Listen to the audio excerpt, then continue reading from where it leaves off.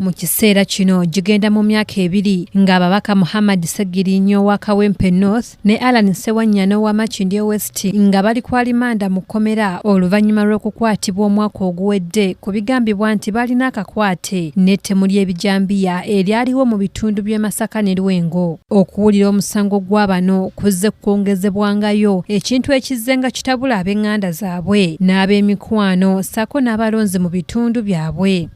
Ensalo gye wasalo w'ekitiibwa omulamuzi ng'egamba nti abalina otuwaako obujulizi balina babika bibulanketi bisuukasuuka babateeka embikutiya ng'ate ffe tuli bantu bakansiibulayo naye tuyamba otusumululira abaana baffe bave mu kkomera. Baagala abantu bano ababiri Allan Ssewanyana ne Honorable Ssegirinya Muhammad baweebwa eddembe lyabwe ery'ebwabange eribaweebwa ssemateeka. Tetugenda kukoowa kutambula oba nviiri kutugwa ku mutwe. Kati olwaleero essiga eddamuzi likakasizza ng'omusango gw'ababaka bano bwe gugenda okutandika okuwulirwa. We do not want anybody to make the judiciary of Uganda complicit in denying any person justice. Now that they are squarely before the High Court on account of this committal, they will be tried. And the representative, I think the deputy DPP is here. Take clear note, this trial is going to start. And by the way, I will go to Masaka to make this statement. Bino byogeddwa Ssabalamuzi Alfonse Owiny Dollo ng'era ono agambye nti gugenda kuweebwa ekiseera ekyenjawulo ng'era alabudde abakwatibwako ensonga yonna okwewala okwebulankanya ng'omusango gutandise okuwulirwa. There will be no dilly-dallying, there will be no games. The state has brought them, the state has got the capacity to bring all its witnesses. I will ask the trial judge, I don't know who will be the trial judge, do not entertain any nonsense in the trial of these members of parliament. They are public figures, not because they are members of parliament, but they are public figures, and they must be tried in accordance with the law. If the state is not ready to have them tried, Right Honorable Prime Minister, one of the rights the trial judge has is to dismiss the case. Ssabalamuzi okwogera bino asinzidde ku mukolo gw'okugulawo omwaka gw'amateeka 2023 ku kitebe ky'essiga eddamuzi mu Kampala era nga guno gwetabiddwako ebikonge eby'enjawulo okubadde Ssaabaminisita Robinah Nabbanja, Minisita w'amateeka ne ssemateeka Norbert Mao, Ssaabawolereza wa gavumenti, abalamuzi, abalwanirizi b'eddembe ly'obuntu ssaako n'abalala. Millions of dollars by arbitrating cases concerning us. Imagine if a dispute erupts in the pipeline case.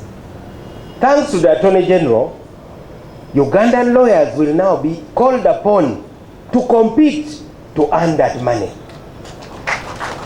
Who has gone to anyone's chambers to collect money? We don't know of any magistrate who has gone to anyone's chamber to collect money, but you do it. You must stop it.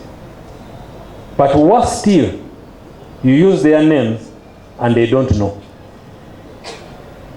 It's even a great, because at least if you got it for someone and you gave it to them, would understand. But you got it and you didn't even deliver. So you have committed 2 offenses. Mu bubaka bwe bw'atisse Ssaabaminisita Robinah Nabbanja, President Museveni alaze nga essiga eddamuzi bwe likyalina omulimu omunene okukola okukakasa abantu naddala aba wansi bwe gutuuka ku ky'okugaba obwenkanya. Of the wananchi. We need to involve our traditional leaders and the religious leaders in the administration of justice. When they speak out against injustice, corruption, sexual violence, and when they give information about criminality, they are all participating in the fight for justice.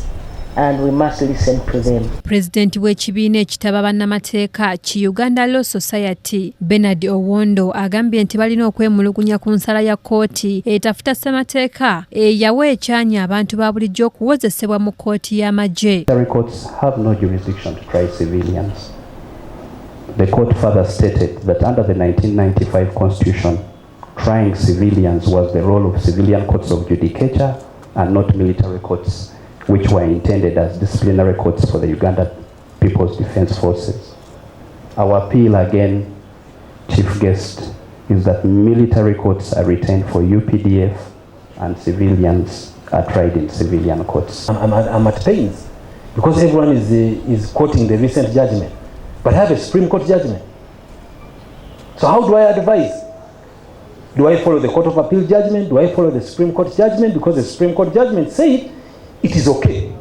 You can do it so long as you follow these rules. Ono agambye nti bakooye n'okuwuliriza abantu abatulugunyizibwa ebitongole ebikuuma ddembe n'abawambibwa era Ssaabawolereza wa gavumenti Kiyowa Kiwanuka agambye nti si baakuwolereza muntu yenna nga yeenyigidde mu kutulugunya Munnayuganda. That these arrests are carried out within the confines of the law and that those who perpetrate these acts are held accountable.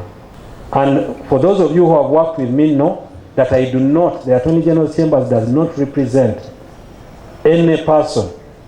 Right Honorable Prime Minister, I'm going to say it here, I have refused and I have written, if a person is brought before me in a civil matter for which there is clear evidence of torture, I have asked that individual to represent themselves. Minisita wa Ssemateeka Norbert Mao agambye nti essiga eddamuzi libadde n'ebirisoomooza eby'enjawulo omuli ensimbi ezitamala kyokka naawe essuubi nga bwe balina bye batuuseeko omuli n'okuzimba ekizimbe ekigenda okubeerako kkooti etaputa Ssemateeka so nga n'ensimbi agamba nti zaakwongerwako. Ssabalamuzi Alfonse Owiny Dollo agambye nti bakyali mu kwogerezeganya ng'amasiga aga gavumenti asatu okulaba nga bongezebwa ku nsimbi. I'll tell the other heads of the arms of government that you have overgiven here. This one should have come to the judiciary with a view to enhance the judiciary budget. Omulangira Jonjo Moses yakusakidde eggulire lino ku KTV amalindirire.